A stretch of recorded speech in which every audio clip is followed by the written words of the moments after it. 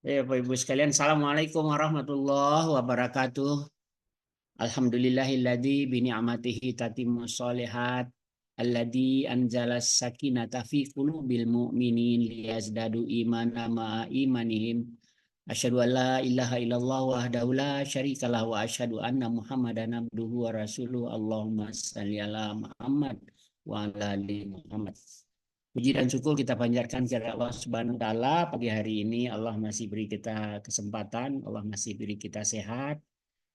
Alhamdulillah kita baru saja memperingati hari kemerdekaan kita, hari kita merdeka, ya itu nikmat yang luar biasa, merdeka dari cengkraman penjajah, ya. Tinggal sekarang kewajiban kita mensyukurinya dengan mengisinya tentunya, ya Bapak Ibu sekalian. Baik, alhamdulillah pagi hari ini kita bersama Ustadz Wahid Rahman, ya. Ustadz, kalau nggak salah bulan yang lalu itu temanya bagaimana cara bahagia dalam hidup, ya.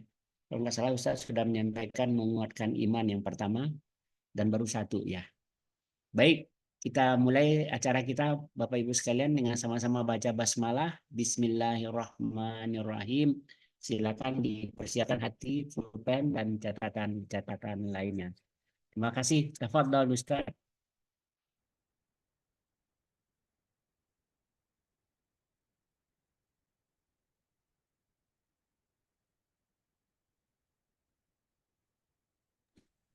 Assalamualaikum warahmatullahi wabarakatuh. Waalaikumsalam warahmatullahi wabarakatuh. Alhamdulillahi rabbil alamin alladhi faddala bani Adam bil ilmi wal amali ala jami'il alam. Wassalatu wassalamu ala Muhammadin Arabi wal ajam wa ala alihi wa ashabihi ya nabi'il ulumi wal hikam wa ba'd. Alhamdulillah. Puji syukur pada Allah atas nikmat izin karunia-Nya.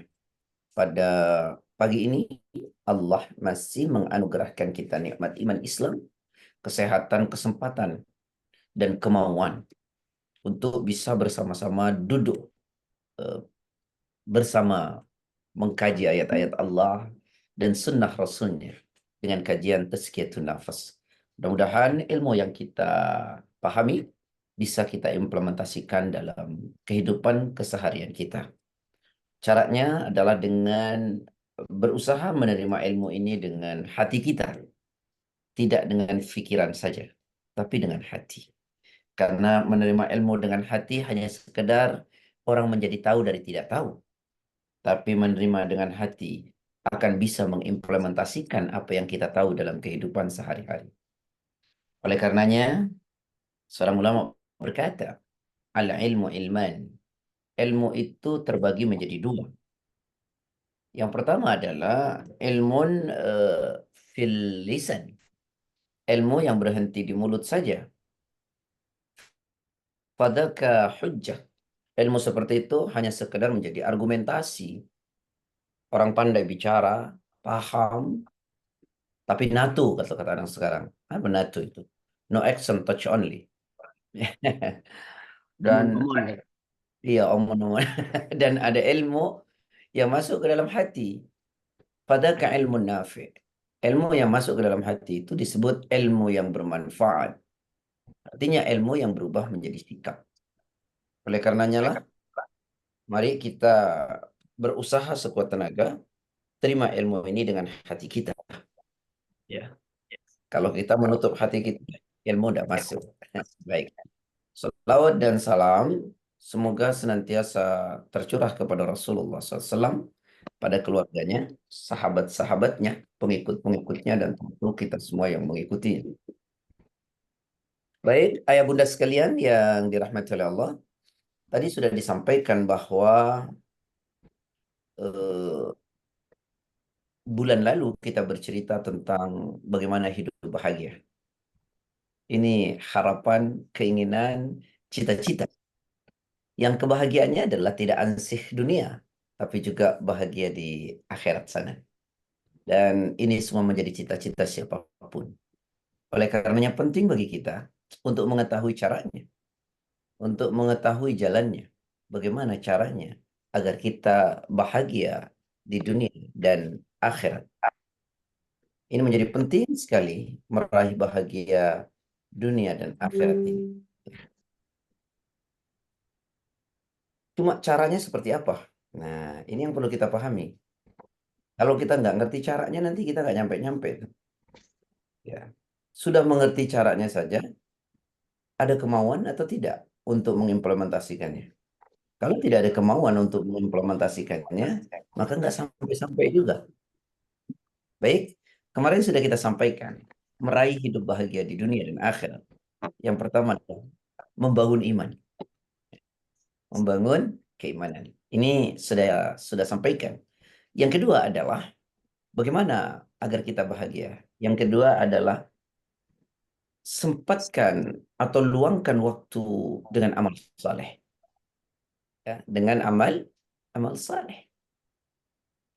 Setiap amal saleh yang Allah perintahkan buat kita bukan kepentingan Allah,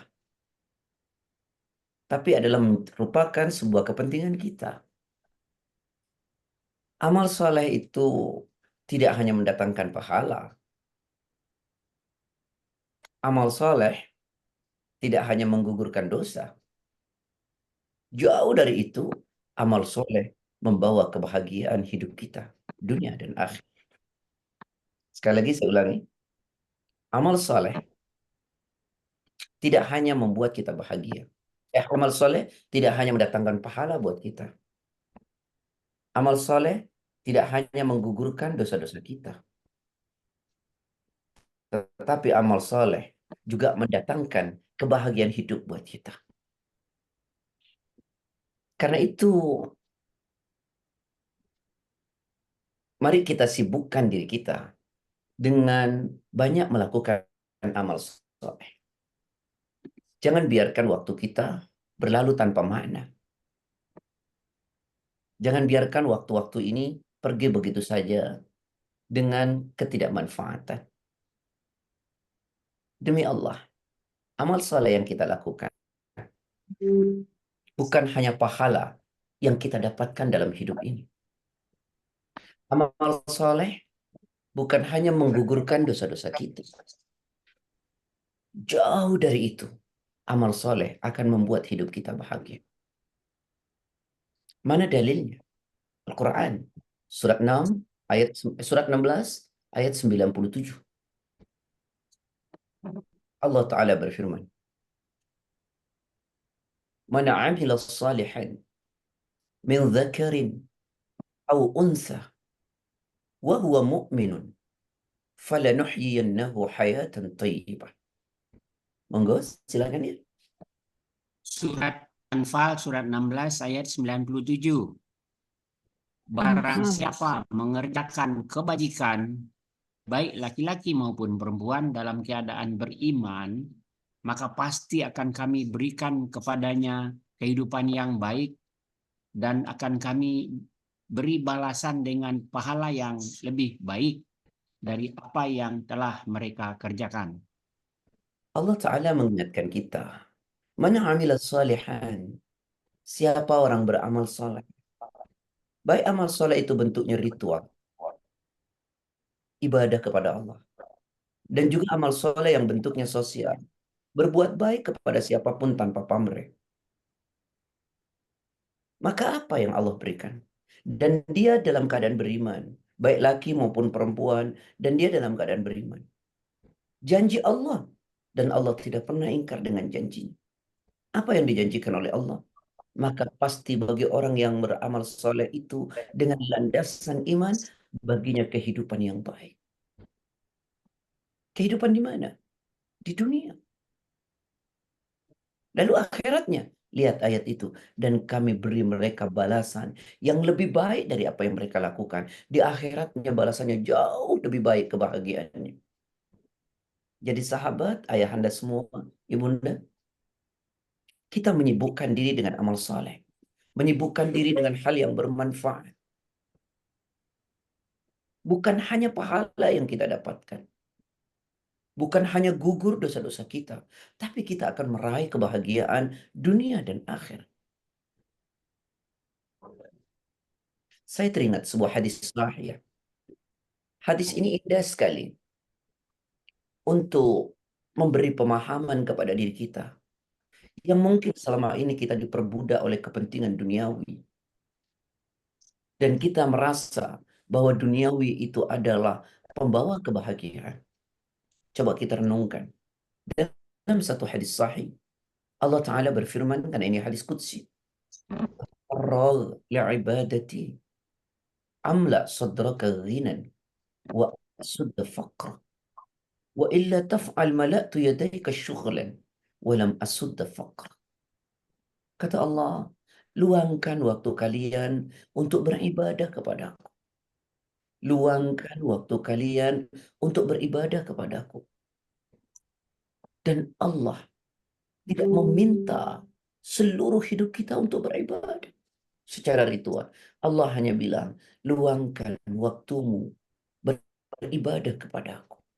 Apa yang akan Allah beri? Maka akan kujadikan dadamu selalu merasa cukup dengan dunia. Dan akan kututupi kalian dari kekurangan. Tapi jika engkau tidak meluangkan waktumu untuk beribadah kepadaku, kau tak ada waktu untuk melakukan ibadah, asik saja dengan urusan duniawi. Apa kata Allah? Maka makin kubuat engkau sibuk dengan urusan dunia. Dan aku tidak akan tutupi engkau dari kekurangan. Artinya jika orang jauh dari ibadah, maka akan makin habis waktunya untuk dunia. Dan makin habis waktunya untuk dunia, ternyata bukan rasa cukup yang dia dapati, malah dia tidak akan pernah merasa cukup dengan dunia. Oleh karenanya, dalam hidup ini, ayo sibukkan diri kita beribadah.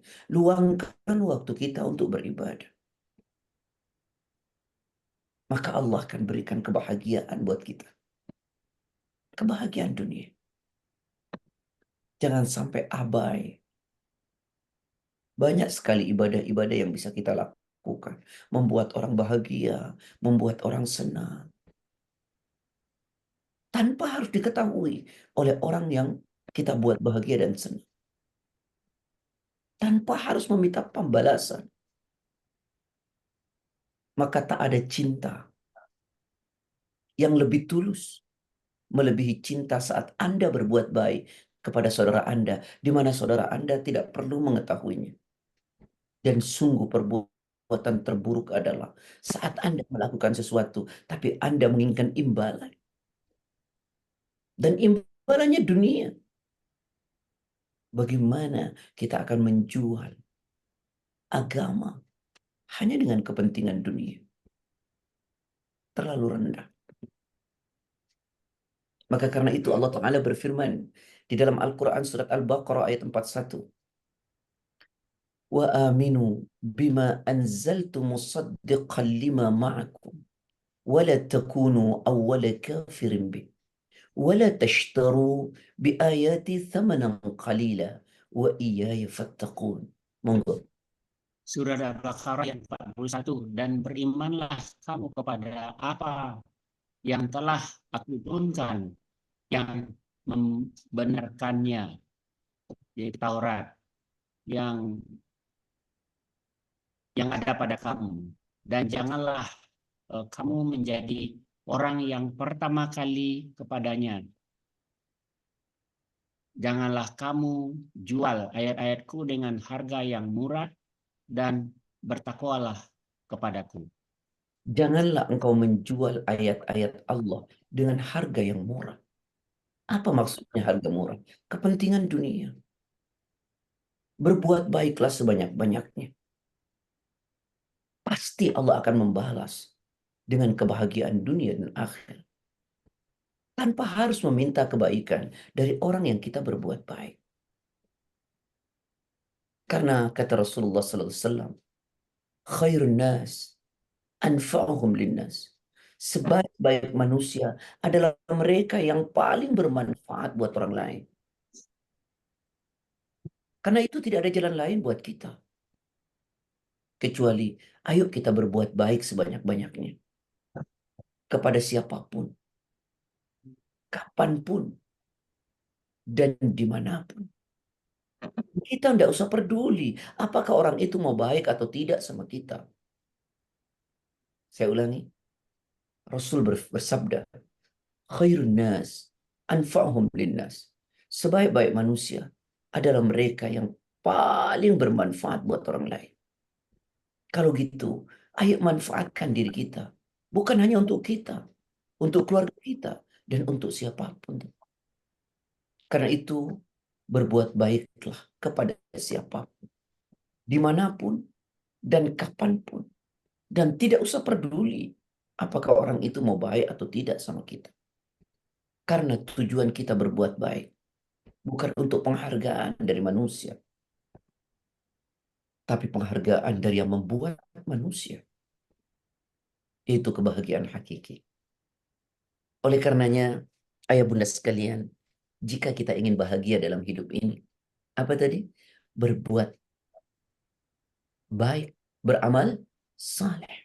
Luangkan waktu kita beramal saleh.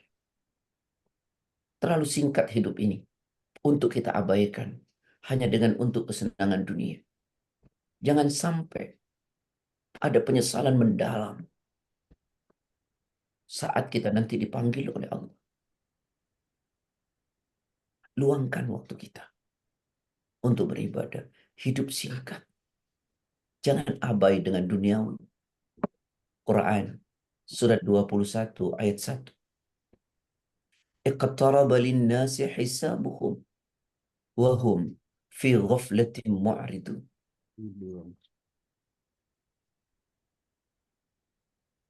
Surat Al-Anbiya ayat 1, telah semakin dekat kepada manusia perhitungan amal mereka, sedang mereka dalam keadaan lalai dengan dunia dan berpaling dari akhirat. Sungguh telah makin dekat hari mempertanggungjawabkan amal bagi manusia. Artinya kematian itu sungguh sangat dekat. Akhirat itu sungguh sangat dekat. Sedang manusia, kata Allah, tetap dalam keadaan lalai, hanya memikirkan tentang duniawi, kesenangan duniawi. Dan mereka lupa dengan akhirat, berpaling dari akhirat. Ini Quran. Kita ini bersyukur kepada Allah. Masih bisa mendengarkan kajian. Allah beritahu betapa penyesalan itu nanti, bukan hari ini, akhirat. Saat kita di dunia ini tidak melakukan apa-apa, maka penyesalannya nanti di akhirat. Atau kita di dunia ini terlena dengan kesenangan duniawi. Penyesalannya bukan hari ini, saudaraku. Karena memang hari ini kita di dunia seringkali lupa. Karena dunia memang menyenangkan. Penyesalan itu terjadi nanti pada kehidupan yang sesungguhnya, yaitu akhir. Betapa ruginya orang yang hanya berpikir untuk kebahagiaan di dunia dengan mengesampingkan kebahagiaan hakiki, yaitu di akhirat. Padahal akhirat itu adalah kehidupan yang sesungguhnya. Al-Quran surat ke-29 ayat 64. وَمَا هَذِهِ الْحَيَاةُ الدُّنْيَا إِلَّا لَهْوٌ وَلَعِبٌ وَإِنَّ الدَّارَ الْآخِرَةَ لَهِيَ الْحَيَوَانُ لَوْ كَانُوا يَعْلَمُونَ. Surat 29 ayat 60. Surat Al-Ankabut. Ayat 64 ya. 64 ya. Baik. Dan kehidupan dunia ini hanya senda gurau dan permainan, dan sesungguhnya negeri akhirat jauh. Itulah kehidupan yang sebenarnya, si baik, dan itulah kehidupan yang sebenarnya sekiranya mereka mengetahui. Tidaklah kehidupan dunia ini hanyalah senda gurau. Masa kita mau asik dalam senda gurau? Dan hanyalah permainan. Kehidupan yang sesungguhnya itu adalah kehidupan negeri akhirat. Seandainya kalian mengetahui, kata Allah. Tapi banyak kita terlena. Kita lupa. Terlalu asik dengan duniawi. Sampai kita lupakan kehidupan yang sesungguhnya. Itu akhirat. Nah, kembali ayah bunda sekalian, hidup kita ingin bahagia. Yuk sibukkan diri kita dengan amal saleh. Kalaupun kita harus melakukan aktivitas dunia, ayo kita orientasikan untuk akhirat.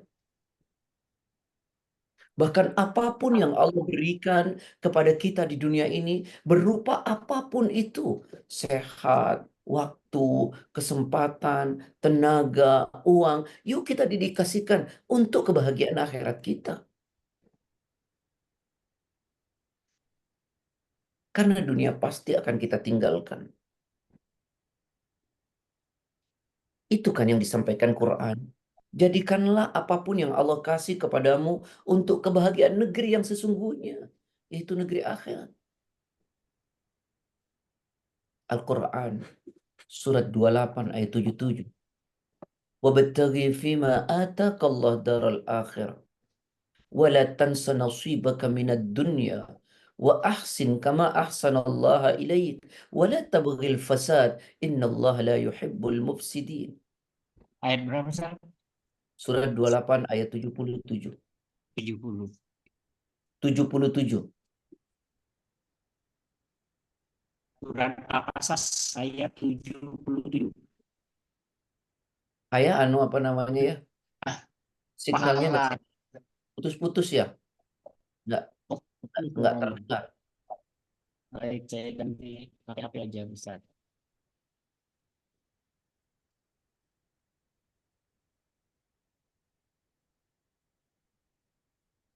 Baik, Baik, kedengaran Ustaz. ya siap. Dan Dan carilah pahala negeri akhirat dengan apa yang telah dianugerahkan Allah kepadamu. Tetapi janganlah kamu lupakan bagianmu di dunia. Dan berbuat baiklah kepada orang lain sebagaimana Allah telah berbuat baik kepadamu.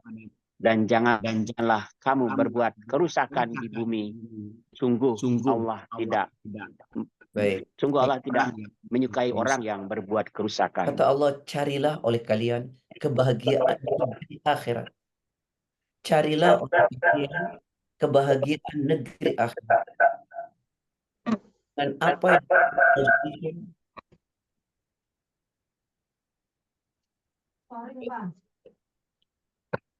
nggak ayah tuh dua. Kalau dua itu nggak bisa ya. Jadi suaranya ngebentrok dia. Saya matiin satu, Ustaz.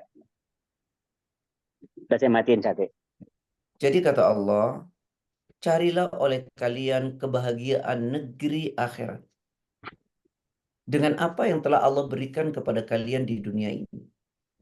Jadi artinya semua yang kita dapati di dunia ini, apapun itu umur kita, kesempatan kita, waktu kita, tenaga kita, harta kita, mari kita dedikasikan untuk kebahagiaan negeri akhirat kita.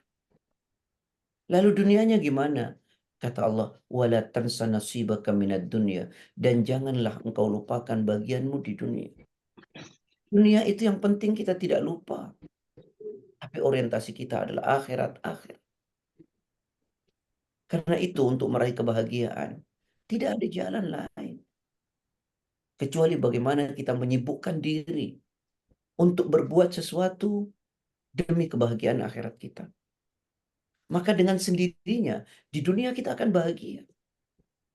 Jika kita melakukan ibadah, berbuat baik di dunia ini untuk kebahagiaan akhirat akan kita dapatkan dengan sendirinya di dunia ini. Allah berikan kebahagiaan. Dengan sendirinya. Maka kenapa Syekh Abdurrahman bin Nasir As-Sa'di beliau mengatakan, jika Anda ingin bahagia dalam hidup ini, sibukkan diri Anda dengan amal saleh. Sibukkan diri Anda berbuat yang bermanfaat. Jangan biarkan diri Anda habis, larut dalam perkara-perkara yang tidak bermanfaat. Penyesalannya bukan hari ini. Tapi penyesalan itu akan terjadi nanti. Nanti saat kita sudah meninggalkan dunia ini. Dan itu pasti. Itu. Nah, sahabat, Ayah bunda sekalian yang saya cintai karena Allah, kita sudah dapat 2 ya. Sekarang bagian ketiga. Bagaimana jika hidup ini ingin selalu bahagia? Baik di dunia maupun di akhirat. Kalau yang pertama, pada bulan lalu kita sudah sampaikan. Kuatkan iman kita. Tambah iman kita. Maka kita akan bahagia. Tadi kemudian yang kedua saya sampaikan, sibukkan diri kita dengan amal saleh. Sibukkan diri kita dengan amal saleh. Baik amal soleh itu berupa ibadah ritual maupun ibadah sosial. Pasti kita akan bahagia. Itu pasti. Tadi di awal saya katakan, ibadah itu tidak hanya mendatangkan pahala. Ibadah tidak hanya menggugurkan dosa. Tapi ibadah itu mengantarkan kita bahagia. Dunia dan akhir. Adakah orang selepas sholat, dia tidak bahagia? Adakah orang selepas dia membaca Quran, dia tidak bahagia? Adakah orang yang bersedekah, dia tidak bahagia? Adakah orang yang berbuat baik kepada siapapun, dia tidak bahagia? Demi Allah, jika dia melakukannya dengan ikhlas, pasti akan dapat kebahagiaan itu.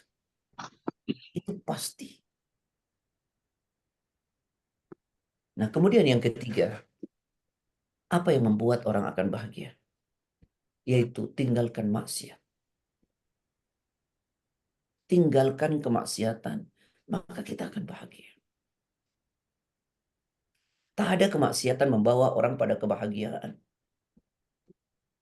Tak ada kemaksiatan yang membuat seseorang itu bahagia di dunia dan akhiratnya. Demi Allah, setiap kemaksiatan akan membawa ketidakbahagiaan dunia dan akhirat. Seorang sahabat bertanya. Sahabat ini bernama Nawas bin Sam'an. Sa'altu Rasulullah sallallahu alaihi wasallam. Aku bertanya kepada Rasulullah sallallahu alaihi wasallam. Apa pertanyaannya? Anil birri wal ithmi. Tentang apa itu dosa dan tentang apa itu kebaikan. Qala, Rasulullah menjawab pertanyaan sahabatnya ini. Kata Rasul, al-birru husnul khuluq. Kebaikan itu adalah akhlak yang baik. Kebaikan itu adalah moral yang baik. Kebaikan itu adalah etika. Lalu ketika Rasulullah ditanya tentang dosa, wa ma hiyal itsm? Apa itu dosa ya Rasulullah? Apa jawaban Rasulullah yang mulia? Ma haka fi nafsika wa karihta ayattali alaihin nas. Dosa itu sesuatu yang membuat hatimu gelisah, yang membuat kamu tidak tenang, yang membuat kamu kehilangan kebahagiaan. Itu adalah dosa. Dosa itu sesuatu yang membuat kita kehilangan ketenangan. Dosa itu sesuatu yang membuat kita kehilangan kebahagiaan. Itulah dosa.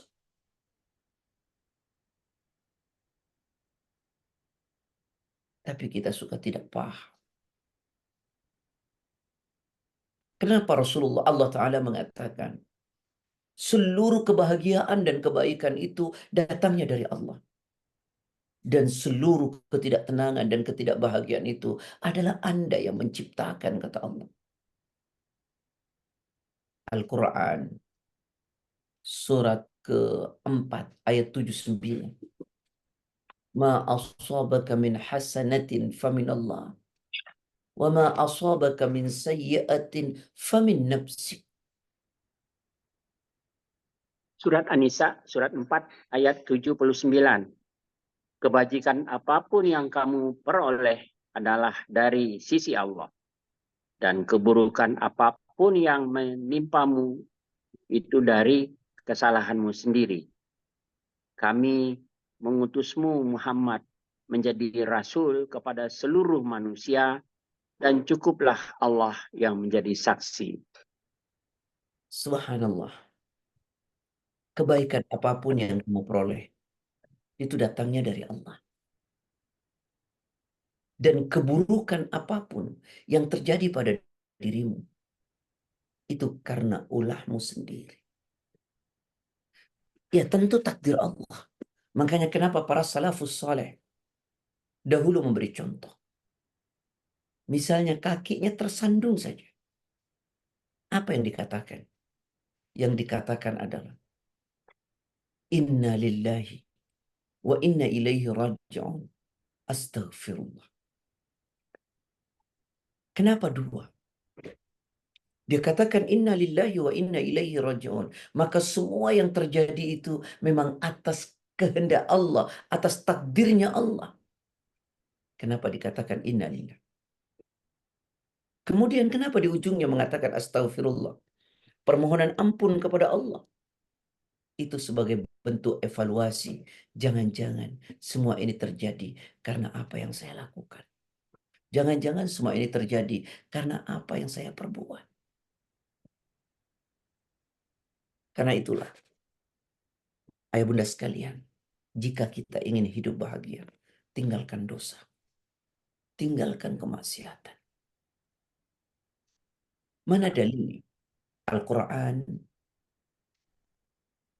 surat 20 ayat 124 sampai ayat 124.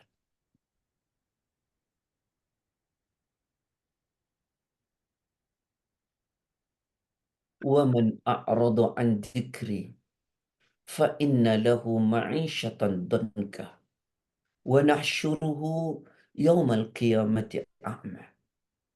Monggo. Surat Toha surat 20 ayat 124. Dan barang siapa berpaling dari peringatanku, maka sungguh dia akan menjalani kehidupan yang sempit dan kami akan mengumpulkannya nanti pada hari kiamat dalam keadaan buta. Coba renungkan baik-baik. Wa man a'rada an dzikri.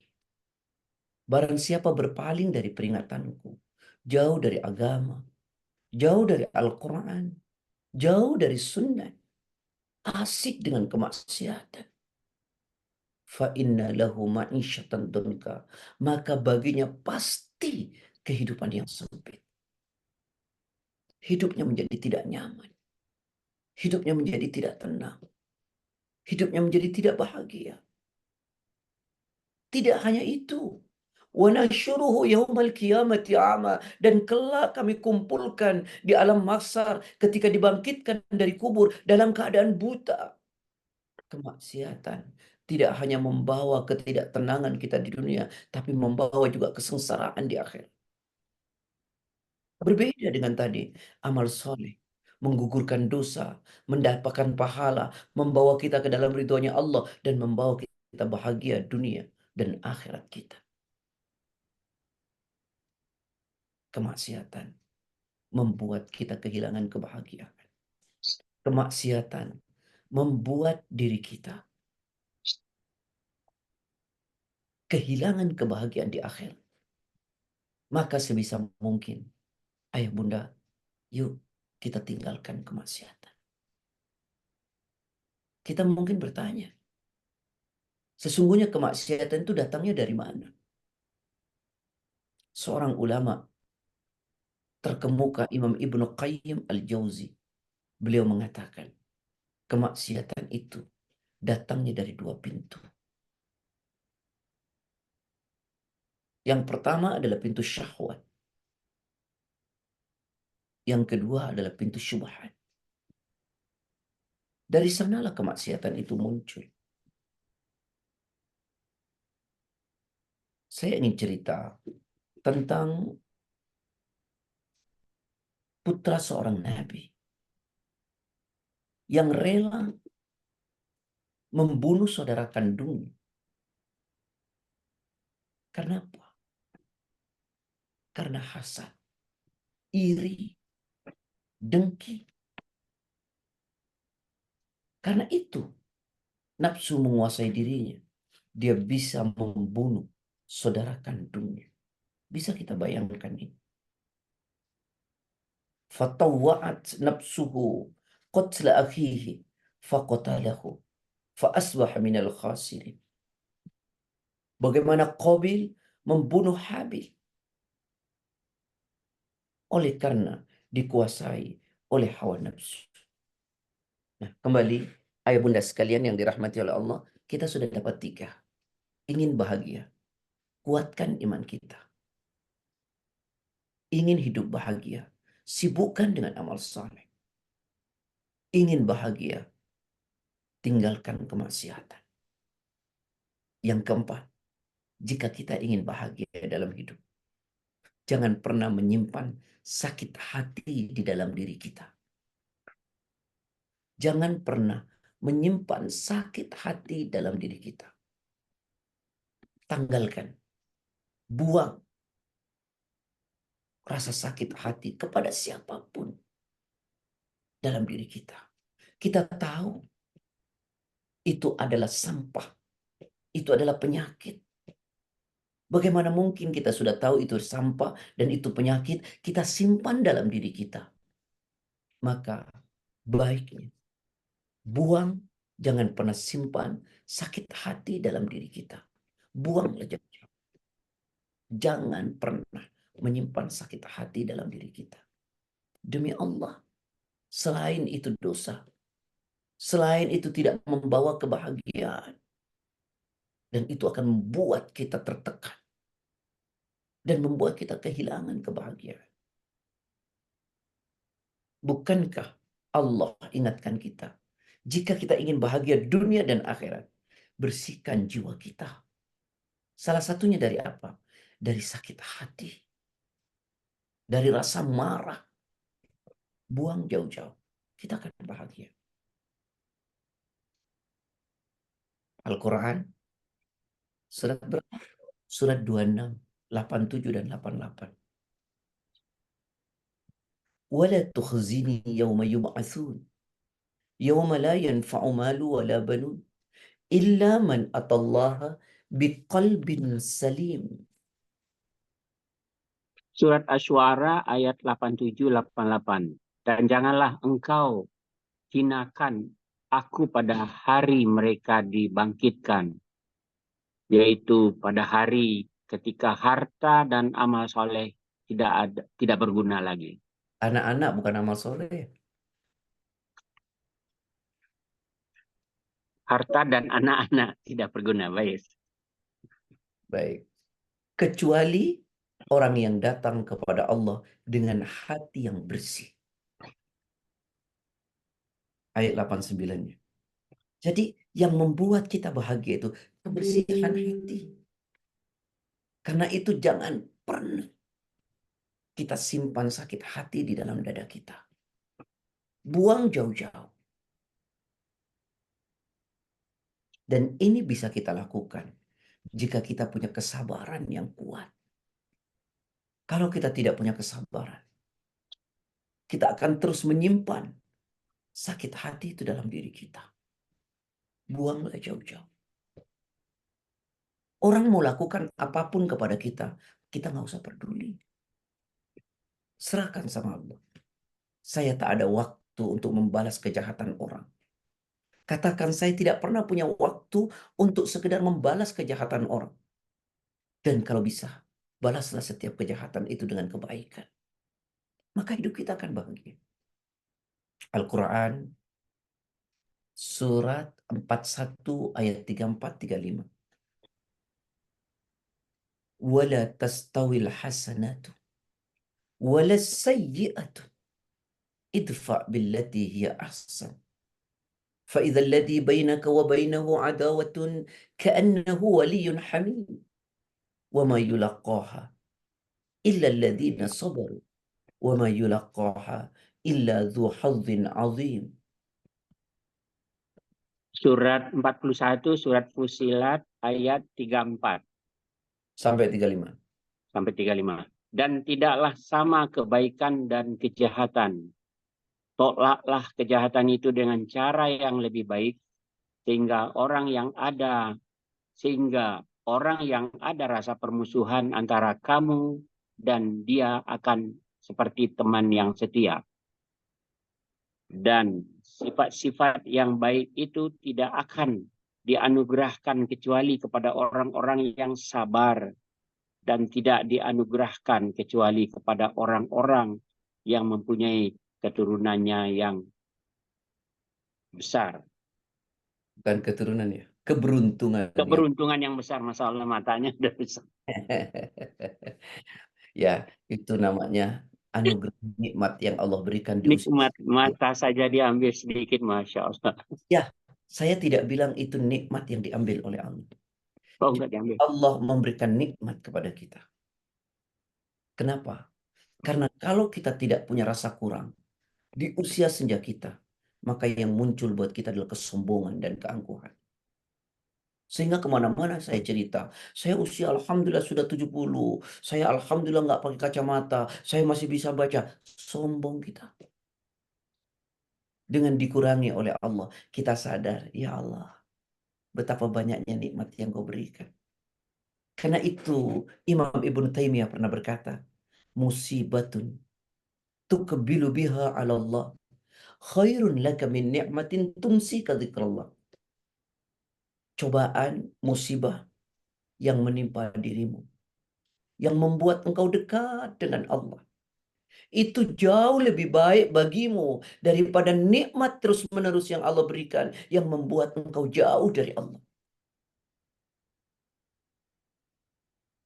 Imam Ibnu Qayyim berkata, laula mihanud dunya la asabal abdu min adwa'il kibri wal ujbi wal far'anati wa qaswatil qalb. Kalaulah bukan karena cobaan, ujian yang Allah timpakan kepada seseorang, maka niscaya seorang hamba itu akan diterpa penyakit sombong, angkuh, hatinya keras dan zalim. Menurunnya fungsi tubuh kita sesungguhnya adalah signal kebaikan buat kita jika kita menyadari. Baik, kita kembali. Jadi jangan kita menganggap nikmat yang dicabut. Tidak. Cinta dan rangkulan Allah buat kita. Masya Allah.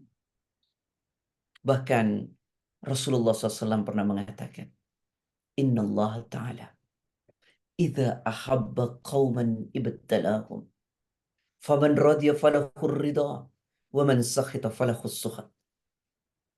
Sungguh Allah Ta'ala jika mencintai seorang hamba, maka Allah uji hamba itu. Allah coba hamba itu. Itu bentuk cinta Allah. Jika hamba itu ridho dengan ujian Allah, maka ridho Allah baginya. Masya Allah. Tapi saat dia marah dengan ujian Allah, maka murka Allah pun untuknya. Cobaan, ujian, bukan nikmat yang Allah ambil, tapi bentuk rangkulan dan cinta Allah kepada kita. Karena banyak orang dengan cobaan dan ujian, dia mendekat kepada Allah. Terlalu banyak orang yang tidak pernah diuji dan dicoba oleh Allah, membuat dirinya lari dan jauh dari Allah. Coba renungkan Quran. Surat 64 ayat 11. Ma asaba min musibatin illa biiznillah. Wa may yu'min billahi yahdi qalbahu. Surat 64 ayat 11. Dan Allah tidak akan menunda kematian seseorang apabila waktu kematiannya telah datang. Salah itu ya. Salah. Surat 64 Oh, 64, maaf. ayat 11. Surat At-Taghabun ayat 11. Iya, betul. Tidak ada suatu musibah yang menimpa seseorang kecuali dengan izin Allah. Dan barang siapa beriman kepada Allah, niscaya Allah akan memberi petunjuk kepada hatinya dan Allah Maha mengetahui segala sesuatu. Tidak ada satu musibah yang menimpa dirimu dan terjadi di bumi ini kecuali atas izin Allah. Siapa orang yang dalam hati tersimpan iman, maka setiap cobaan dan musibah itu justru menjadi petunjuk buat diri. Betapa banyak orang kembali kepada Allah karena cobaan yang Allah berikan. Dan berapa banyak orang jauh dari Allah karena dalam hidupnya dia selalu senang dan tidak pernah mendapatkan cobaan. Kembali, ya kita kembali. Nanti kelamaan di sini. Saya ingin sampaikan tadi yang ketiga, jika hidup kita ingin bahagia, yuk jauhi yang keempat, jangan simpan sakit hati dalam diri kita. Jangan pernah menyimpan sakit hati dalam diri kita. Karena itu penyakit. Kita tahu itu penyakit, ngapain kita simpan? Kita buang jauh-jauh. Kita buang jauh-jauh.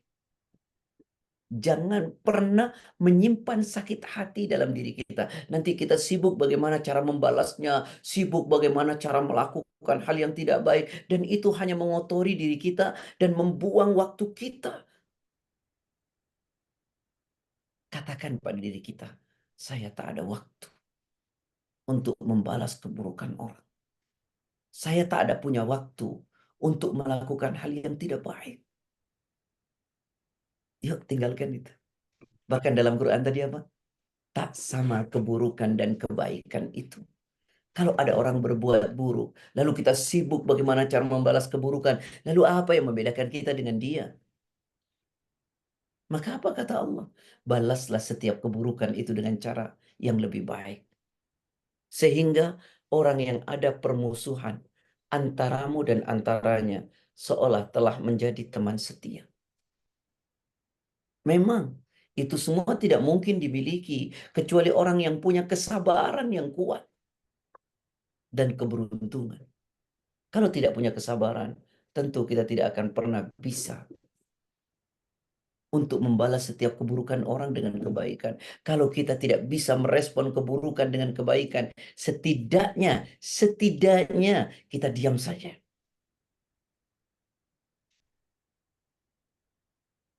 Ayah bunda, membalas kebaikan orang dengan kebaikan perkara gampang loh. Tapi membalas kebaikan dari keburukan orang, itulah baru hal yang sangat luar biasa. Kalau bunda, semua ayah bunda ini baik sama saya balas dengan kebaikan, perkara ringan.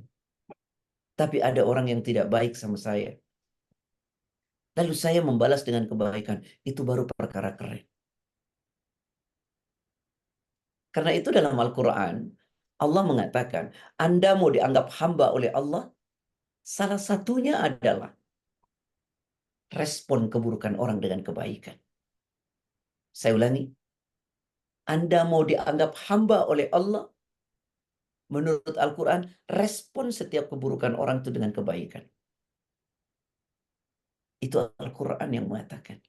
Surat 25 ayat 63.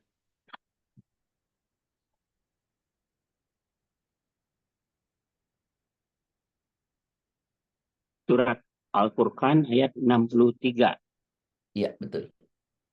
Adapun hamba-hamba Tuhan yang Maha Pengasih itu adalah orang-orang yang berjalan di bumi dengan rendah hati, dan apabila ada orang-orang yang bodoh dan apabila orang-orang bodoh menyapa mereka dengan kata-kata yang menghina, mereka mengucapkan salam. Nah, Masya Allah. Hamba Allah yang Maha Pengasih itu adalah, kalau kita mau dianggap hamba, satu adalah mereka yang berjalan di muka bumi dengan rendah hati. Tak ada sombong. Tak ada orang merasa lebih dari orang lain. Itu yang pertama. Yang kedua apa? Jika dia ditegur oleh orang jahil, maksudnya dengan cacian, makian, hinaan, dia meresponnya dengan apa? Dengan salam, dengan doa. Tak ada waktu dia membalas keburukan orang itu dengan keburukan. Dia hanya ingin membalas keburukan dengan kebaikan. Orang seperti ini pasti bahagia. Tapi jika orang sibuk ingin membalas keburukan dengan keburukan, maka dia akan dilanda kesedihan, penyesalan, ketersiksaan dalam dirinya. Bukankah kita ingin hidup bahagia? Maka jangan biarkan sakit hati ada pada diri kita. Jangan simpan rasa marah, rasa kesal kepada siapapun. Buang saja dia ke tong sampah. Maka kita akan bahagia. Karena itulah kita butuh yang namanya sabar. Kita butuh yang namanya pandai menahan amarah. Dan itulah sebenarnya indikator orang bertakwa. Jangan pernah bilang Anda bertakwa, kita bertakwa, kalau kita masih emosional, kita tidak pemaaf. Itu kita hanya mengaku bertakwa. Karena orang bertakwa yang sesungguhnya adalah, coba buka Al-Quran. Surat ketiga 134. Surat 3 ayat 134. Alladzina yunfiquna fis sarra'i wad dharra'i wal kadhimina al ghaidha wal 'afina 'anil nas wallahu yuhibbul muhsinin. Surat Ali Imran, surat 3 ayat 134. Yaitu orang-orang yang berinfak baik di waktu lapang maupun sempit. Dan orang-orang yang menahan amarahnya dan memaafkan kesalahan orang lain. Dan Allah mencintai orang yang berbuat kebaikan. Orang bertakwa itu adalah, kata Allah, satu, orang yang berinfak baik lapang maupun sempit. Jadi orang bertakwa satu adalah orang yang dermawan. Cukup enggak. Yang kedua siapa? Orang yang mampu menahan emosi. Kalau nggak bisa nahan emosi, nanti sibuk tuh bagaimana cara membalasnya. Tahan emosi. Semua orang punya emosi. Tapi jangan biarkan emosi menguasai diri kita. Tahan. Yang ketiga, pemaaf. Tidak pernah menyimpan sakit hati dalam dirinya. Bahagia hidup. Coba renungkan deh ya. Ada orang nih sibuk gimana cara ngebalas jahatnya orang. Dengan orang yang satu, ya udahlah, maafin aja lah. Mungkin dia lagi nggak ingat, mungkin dia lagi begini. Mana lebih bahagia? Itu sajalah. Katakan deh pada diri kita, saya tidak punya waktu untuk membalas kejahatan dengan kejahatan. Saya hanya punya waktu membalas kejahatan orang dengan kebaikan. Hidup bahagia betul. Hidup bahagia betul. Dan Allah cinta orang-orang yang berbuat baik. Nah, inilah jalan kebahagiaan yang ke berapa tadi? Yang Keempat, yaitu tidak pernah menyimpan sakit hati dalam diri kita. Kita selalu membuang sakit hati dari diri kita, menggantinya dengan pemaaf. Tapi sekali lagi saya mau sampaikan, itu tidak dimiliki kalau kita nggak punya kesabaran yang kuat. Dan kesabaran jangan dibatasin. Membatasi kesabaran tuh orang yang tidak sabar. Saya ulangi ya, membatasi kesabaran adalah orang yang tidak punya sabar. Karena sesungguhnya sabar itu tanpa batas. Quran surat 3 ayat 200.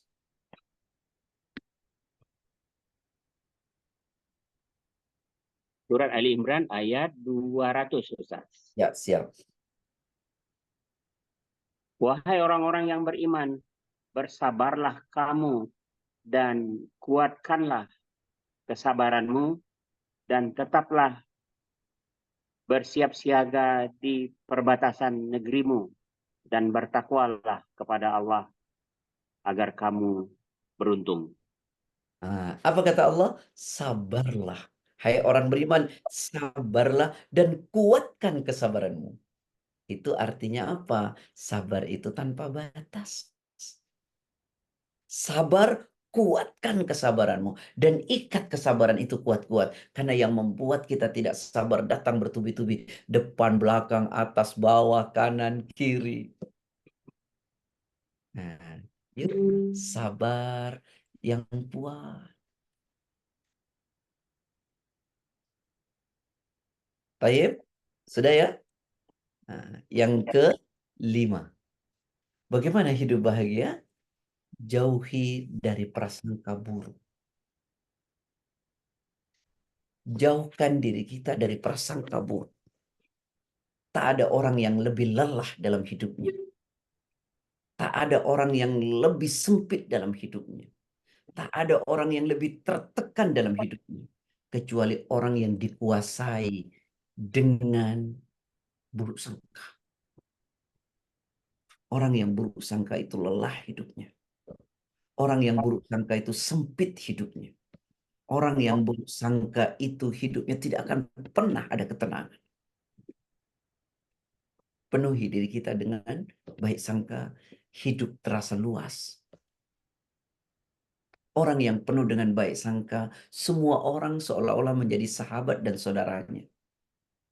Hidup menjadi luas, nyaman. Tapi orang yang penuh dengan buruk sangka, sahabat pun bisa seolah-olah menjadi musuh. Tempat yang luas terasa sempit, lelah, capek, kehilangan kebahagiaan. Al-Quran, surat 49 ayat 12. Ya ayyuhalladzina amanu jtanibu katsiran minadh-dhann inna ba'dadh-dhanni itsm wa la tajassasu wa la yaghtab ba'dukum ba'dha ayuhibbu ahadukum ay ya'kula lahma akhihi maitan fakarihtumuh wattaqullaha innallaha tawwabur rahim. Monggo. Surat Al-Hujarat 49 ayat 12. Wahai orang-orang yang beriman, jauhilah banyak dari prasangka. Sesungguhnya sebagian prasangka itu dosa. Dan janganlah kamu mencari-cari kesalahan orang lain. Dan janganlah ada di antara kamu yang menggunjing sebagian yang lain. Apakah ada di antara kamu yang suka memakan daging saudaranya yang sudah mati? Tentu kamu merasa jijik. Dan bertakwalah kepada Allah, sungguh Allah Maha Penerima Taubat dan Maha Penyayang. Hai orang-orang yang beriman, kata Allah, jauhilah kebanyakan buruk sangka. Jauhilah kebanyakan buruk sangka. Kenapa? Karena sebagian buruk sangka adalah dosa. Dan setiap dosa membawa kita tidak tenang. Dan setiap dosa membawa kita tidak bahagia. Jauh, buang. Udahlah. Orang tuh kalau baik sangka, musuh pun seperti sahabat. Tapi orang kalau pernah buruk sangka, banyak buruk sangka, sahabat pun seolah-olah menjadi musuh. Tempat yang luas terasa sempit, dada ini terasa sesak. Tapi kalau kita baik sangka, hidup nyaman, tenang, bahagia, nikmat. Nah, ayah, bunda sekalian, itu jalan kebahagiaan nomor 5. 6, 7, 8, 9 nanti di bulan yang akan datang. Jadi satu, kalau kita ingin bahagia tadi apa? Yuk kuatkan iman. Kompak iman kita terus menerus. Ya. Yang kedua, sibukkan dengan amal saleh. Amal soleh tak hanya membawa bahagia, mendapatkan pahala. Amal soleh tak hanya menggugurkan dosa, tapi amal soleh melahirkan kebahagiaan dunia dan akhir. Yang ketiga, jauhi kemaksiatan. Jauhi kemaksiatan. Jangan pernah kita dekati maksiat, karena tak ada kemaksiatan membawa kita bahagia. Kemaksiatan itu akan membawa kita kehilangan kebahagiaan kita. Kemudian, jangan pernah simpan sakit hati dalam diri kita. Itu akan membuat kita sesak, membuat kita capek dan lelah. Dan kemudian kebahagiaan tercabut. Yang kelima, jauhi prasangka buruk. Itu menjadi kita tidak nyaman. Kita tidak akan bahagia. Nah, mudah-mudahan 5 ini sudah bisa kita lakukan. Insya Allah, awal kebahagiaan. 6, 7, 8, 9, 10, 11, 12, sampai seterusnya. Insya Allah bulan yang akan datang. Semoga Allah merahmati kita semua. Silakan kalau mau tanya jawab. Baik, Fadhal. Masya Allah, luar biasa Ustaz. Kayaknya gue semua ini. Baik, Bapak Ibu sekalian, silakan yang mau memperdalam, klarifikasi dengan Ustadz, silakan langsung aja atau bisa Pak raise hand Ustadz, dulu. Pak Maswar, boleh tanya Pak Maswar? Silakan Pak Syukur. Ya. Assalamualaikum warahmatullahi wabarakatuh. Terima kasih Pak Maswar dan Pak Ustadz. mohon penyerahannya Pak Ustadz ya. Kalau kejahatan itu dilakukan oleh penguasa yang zalim, bagaimana kita itu menghilangkan rasa dengki atau marahnya dikaitkan dengan amal ma'ruf nahi mungkar, karena sesuatu yang mungkar itu baik dari orang maupun penguasa ya kita sikapi dengan nahi mungkar itu ya, mengajak dan kemudian juga nah, nahi mungkarnya itu. Nah, bagaimana memahami dua hal seperti itu tadi? Terima kasih Pak Ustadz. Saya ingin mengawali dengan satu hadis di dalam Al-Quran. Ya. Dalam sebuah hadis sahih, Rasulullah SAW ingatkan kita. Nanti kalau Bapak punya kitab Riyadhus Shalihin di bab 23. Man ra'a minkum munkaran falyughayyirhu biyadihi. Fa illam yastati' fa bilisani. Fa illam yastati' fa biqalbi wa hada adhaful iman. Jika engkau melihat satu kemungkaran, rubahlah dengan tanganmu. Jika kau mampu. Jika kau tak mampu, rubahlah dengan lisanmu. Tak mampu juga, maka berdoalah. Apakah marah seperti ini? Boleh, tapi marah karena Allah. Berbeda marah karena emosi dan marah karena Allah. Orang yang marah karena Allah, maka respon yang ia lakukan pun sesuai dengan apa yang diatur oleh Allah. Tapi satu hal yang saya ingin ingatkan ya. Rasulullah SAW pernah mengingatkan kita. Hadis dari sahabat Bara. Kata beliau, Ausani Rasulullah SAW bitis'ain. Saya pernah dinasihati oleh Rasulullah dengan 9 nasihat. Satu dari 9 nasihat itu Rasulullah mengatakan, wala tunazi'anna wulatal amri wa in ra'aita annaka anta. Jangan kau lawan pemimpinmu. Sekalipun engkau tahu engkau adalah benar. Maksudnya adalah kudeta. Oleh karena apa? Pasti dampaknya jauh lebih buruk. Tak ada di belahan dunia ini sesuatu yang dilakukan dengan kudeta melahirkan kemaslahatan. Lihat bagaimana hari ini di Libya. Yang dahulu makmur di saat Gaddafi, walaupun dikatakan dia otoriter, tapi sekarang sengsara betul. Lihat bagaimana yang terjadi di mana? Irak. Ketika Saddam Hussein dianggap otoriter, waktu itu masih bahagia rakyatnya. Hari ini kacau balau. Wala tunazi'anna wulatal amri wa in ra'aita annaka anta. Jangan kau lawan pemimpinmu sekalipun kau tahu kau adalah benar. Kau lihat kemungkaran, iya. Mau menasihati, iya. Dengan cara tidak mempermalukan. Atau kalau tidak, kita titipkan kepada saudara kita yang punya akses untuk bisa jumpa. Yang penting kita gugur di sisi Allah, tanggung jawab kita. Saya sering bilang, jangan buat kebencian di podium-podium. Dan jangan buat kebencian di mimbar-mimbar Jumat. Jangan buat kebencian di meja-meja ta'lim. Dengan mencaci maki pemerintah. Yang seharusnya orang lepas dari kajian hatinya tenang dan damai. Bukan kemudian membuat darahnya mendidih. Mohon maaf lahir batin. Itu nasihat ada buat anak ya. Lahir batin. Terima kasih. Masya Allah. Baik Bapak Ibu sekalian, silakan. Pak Akib biasanya. Pak Akib. Nggak ada pertanyaan. Baik, ada Bapak Ibu yang lain yang mau memperdalam? Kayaknya mengena semua kayaknya. Halo?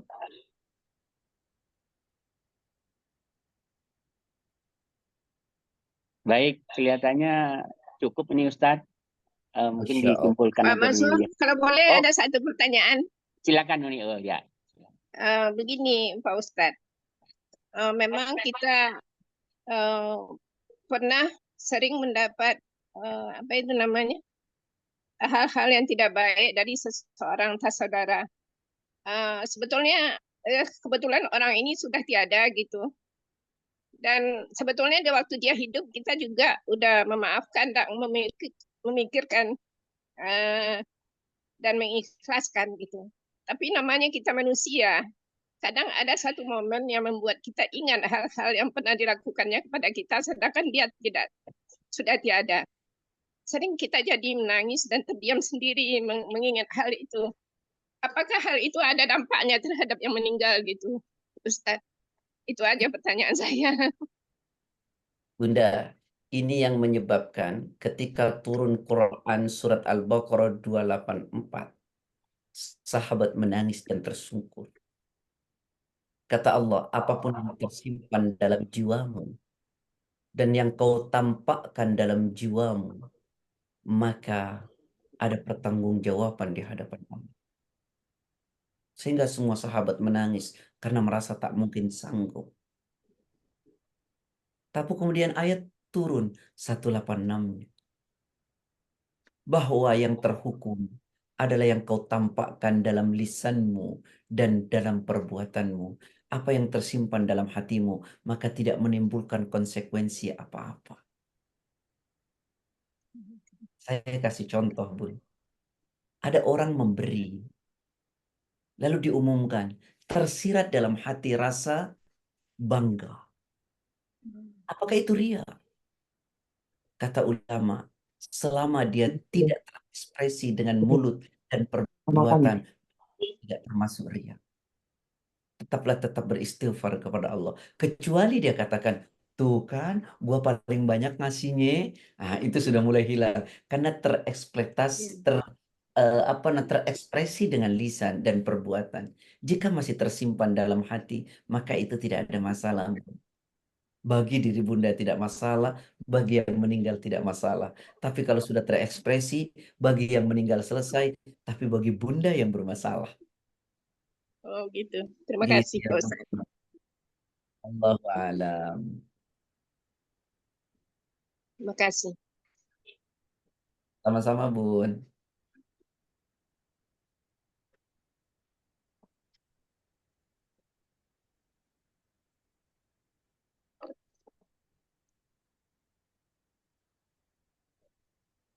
Tanya Pak Ustadz. Ya, silakan. Terima kasih. Assalamualaikum warahmatullahi wabarakatuh.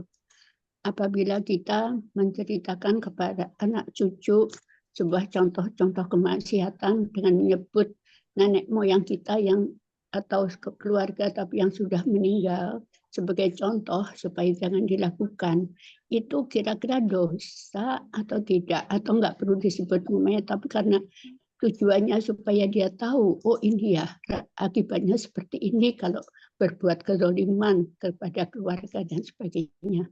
Nah, dengan menyebut nama itu boleh apa tidak, dosa atau tidak, Pak Ustaz? Terima kasih. Assalamualaikum warahmatullahi wabarakatuh. Ada seorang anak muda datang kepada Rasulullah. Ya Rasulullah, saya sungguh heran ya Rasul. Kenapa? Kata Rasulullah. Lalu anak muda ini bercerita. Fulanatun tudhkaru min kathrati salatiha wa siyamiha wa sadaqatiha walakinnaha tuaddi jiranaha bilisaniha faqala hiya finnar. Ada seorang bercerita kepada Rasulullah, ya Rasulullah, ada seorang fulana, dikenal sholatnya rajin, puasanya rajin, sedekahnya rajin, tapi dia juga rajin ngomongin orang. Maka kata Nabi, tempatnya neraka. Apa yang dikatakan fulana? Tidak dia sebut nama orang itu. Kenapa? Karena kejelekan yang sedang dia ceritakan. Maka menceritakan kejelekan orang dan menyebut nama sama sekali tidak boleh. Apalagi sudah meninggal.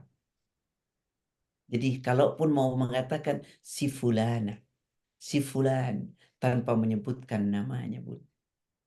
Ya, apalagi sudah meninggal. Orang sudah meninggal tak boleh diungkit kejelekannya. Tak boleh. Wallahu a'lam. Gitu ya, Bun ya? Baik. Pak Ustaz. Baik, Ustadz.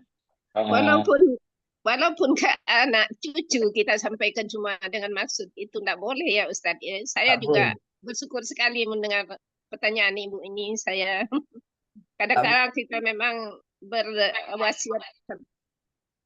Terima kasih Bu. Sebetulnya ini hal-hal yang memang sangat banyak terjadi dalam keluarga. Baik. Baik Ustaz, terima kasih banyak nih semua pagi hari ini pencerahannya.